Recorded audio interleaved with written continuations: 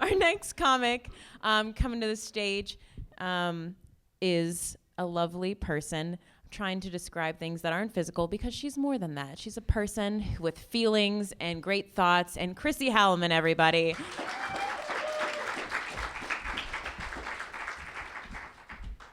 Justice didn't want to talk about like what I looked like because if you say like she's a brown-haired girl with glasses, there are like literally 50 people in this room that look like that.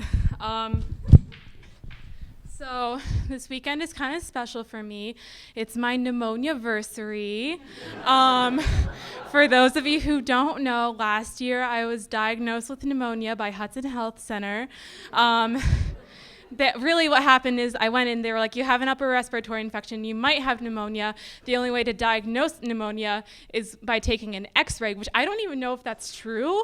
Like, is that, like, can someone, like, confirm to me, like, the only, way to diagnose? I feel like there should be other ways to diagnose pneumonia besides an x-ray. I don't know. But I was like, you probably have pneumonia, but we're not doing an x-ray to confirm that. And then this illness ravaged my body for 5 months. So to commemorate that, I'm going to do what I did every weekend when I had pneumonia. I'm going to watch French New Wave in bed, and it's going to be great. And this time there's not going to be any coughing to interrupt Jean-Luc Godard's classic narration of 2 or 3 things I know about her. It's going to be great. The other day, I fell down and I hurt my knee really badly. Just like the entire knee was just like skinned, and it was just very, very disgusting. And this experience just made me realize how thin the veil between childhood and adulthood is. Because, you know, like I thought I was an adult, you know, I have like a bank account that like has money in it, you know, that's like more than $4. And like, you know, believe it or not, at one point I did know how to perform CPR, and I had like a first aid, like an official first aid kit on me at all times. And like somewhere along the way that all went to shit because I got back to my room and I was like, we have Chipotle napkins and that's it. And so my roommate and my friend were like, we were trying to like arrange the Chipotle napkins to like cover up all the blood, and none of us knew what to do, so we FaceTimed my friend's mom, and she was like, you idiots, you fucking wash the knee with soap and water. That's what you do. And we were like, we knew that, right? Like somewhere deep down we knew that. But, you know, like this just made me realize, like, you have such high hopes for yourself when you're a kid. Like, you think you're going to be the type of person that, like, has Band-Aids in their room when they need them. And, you know, I was thinking about careers that I wanted to have when I was little. I wanted to be a ballerina, writer, astronaut, singer. But if you know me, I can't sing or dance, so that's out.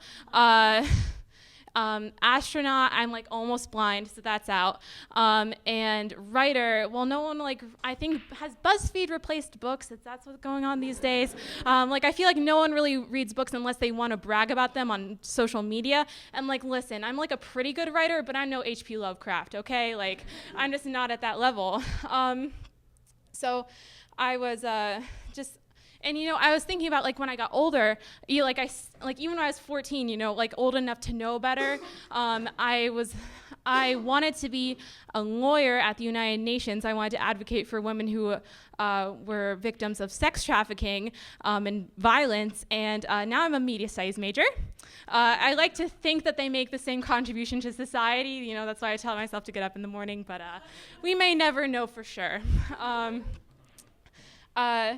And, you know, like, I feel like I should have known that this was where my life was heading, because, like, I was always that kid who had to do everything, like, the special way in class. Like, I didn't understand how to multiply fractions until, like, the 6th grade, because I was always I think a good example is, like, in music class, I can't snap at all. It just doesn't happen for me. So I always, in music class, whenever we did a song that required snapping, I couldn't just pantomime. The teacher would make me go this, and so I just stand in the corner being like, I'm a piece of shit. I'm a piece of shit.